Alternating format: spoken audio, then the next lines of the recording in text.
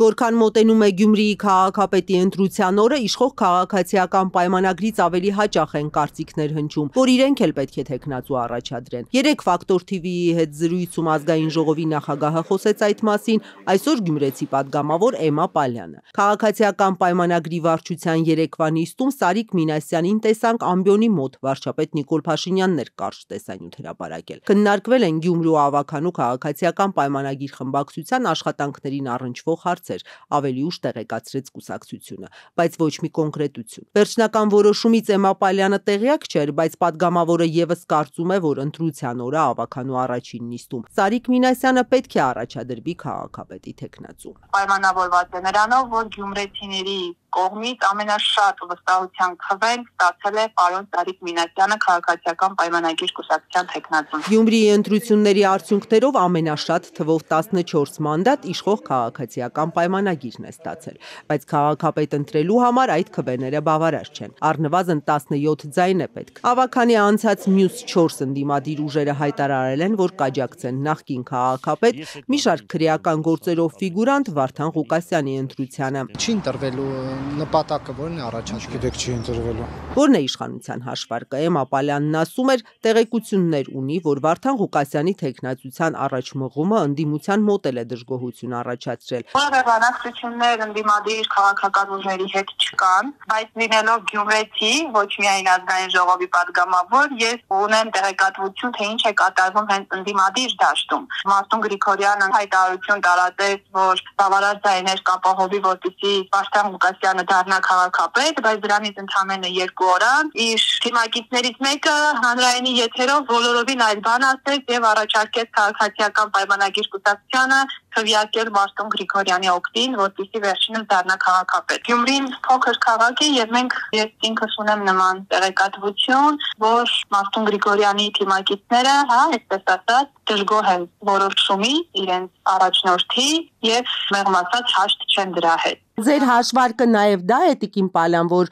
ընտրության օրը այդ մարդիկ կքվեարկեն։ Ասացի, որ իմ հույսը այդ հաշվարկն է, ես ուղղակի վերահաստատում եմ իմ ասածը, որ 17000-ից ավել ձայն ստացած թեկնածուն ճիշտ կլինի, որ իր թեկնածությունը առաջադրի որպես քաղաքապետի։ Մնացածը ինչ արդյունք կունենանք, ինչ կլինի, պարզ կլինի ապրիլի 16-ին։ Կա 4 ուժ ընդդիմադիր եւ 1 ուժ իշխանական։ Իշխանական ուժը ընդունելով իր պարտությունը չի առաջադրում քաղաքապետի թեկնածու։ Այդ դեպքում Մարտուն Գրիգորյանը նույնպես կներկայանա որպես քաղաքապետի թեկնածու։ Իշխանական պատգամավորը նկատի ունի նաև Կիրակի օրը հանրայինի եթերում մեր քաղաքը դաշինքի ուժերից Միացյալ Հայաստան կուսակցության ղեկավար Երվանդ Թարվերդյանի հայտարարությունը, որը գնահատվեց ընդդիմության պայմանավորվածություններին հակասող 6 մանդատ ստացած դաշինքը գլխավորում է պատգամավոր Մարտուն Գրիգորյանը։ Նա ընտրություններից հետո 5 օր լռեց, հետո հայտարարեց, որ կաջակցեն ընդդիմադիրների մեջ ամենաշատ ձայներ ստացած Վարդան Ղուկասյանի ընտրությանը։ Եթե անակնկալներ չլինեն, ընդդիմության ձայները կբավարարեն, որ Ղուկասյանը 13 տարվա ընդմիջումից հետո կրկին դառնա Գյումրիի քաղաքապետ։ Ակնհայտորեն արձագանքելով մեծ իրարանցում առաջացրած Թարվերդյանի խոսքերին Գրիգորյանը Facebook-ում պնդել է. իրենից բացի դաշինքի անունից ոչ մի քաղաքական ուժ ու ղեկավար չի կարող հանդես գալ, իսկ մնացած հայտարարությունները կապ չունեն իր ու մեր քաղաքը դաշինքի հետ։ Այս դաշինքի մաս կազմող Արթուր Վանեցյանի ղեկավարած Հայրենիք կուսակցությունը իր հերթին հայտարարել է իրենց տեսակետը համահունչ է Գրիգորյանին, իսկ քաղաքացիական պայմանագրի հետ որևէ ձևաչափով համագործակցությունը բացառում են։ Թարվերդյանի հայտարարությունը որակեցին մասնավոր դաշինքի պաշտոնական տեսակետը չարտահայտող կարծիք։ Ոչ միակացում իմ եւ դաշինքի մյուս կուսակցության ղեկավար եւ դաշինքը ղեկավարող անձի մեջ չկա։ Ազատության հետ զրույցում Երվանդ Թարվերդյանն ասաց ինքը առաջարկել է նոր մշակույթներ դնել, չի պնդել իր առաջարկը։ Իշխանությունը որպես ընդդիմության շարքերում տարաձայնությունների ապացույց նաև նրա հայտարարությանն էր հղում անում։ 2021-ին ստեղծված Երևանի քաղաքապետի վերջին ընտրությանը մասնակցած ավագանի չանցած կուսակցության ղեկավարը Գյումրիում իշխանության հետ դաշինքը բացառեց, բայց քաղաքացիական պայմանագրի հետ հետագա համագործակցությունը ոչ։ Վարդան Ղուկասյանի թեկնածությանը ես դեմ եմ, դուք դեմ եք, մյուսը դա ավականին է որոշելու։ Եկեք սպասենք, տեսնենք։ Ձեր քաղաքական ուժը ներկայացնողները քանի հոգի են լինելու ավականիում, արդեն ունեք որոշում։ Քաղաքական ուժից ավականում ներկայացուցիչ չի լինել։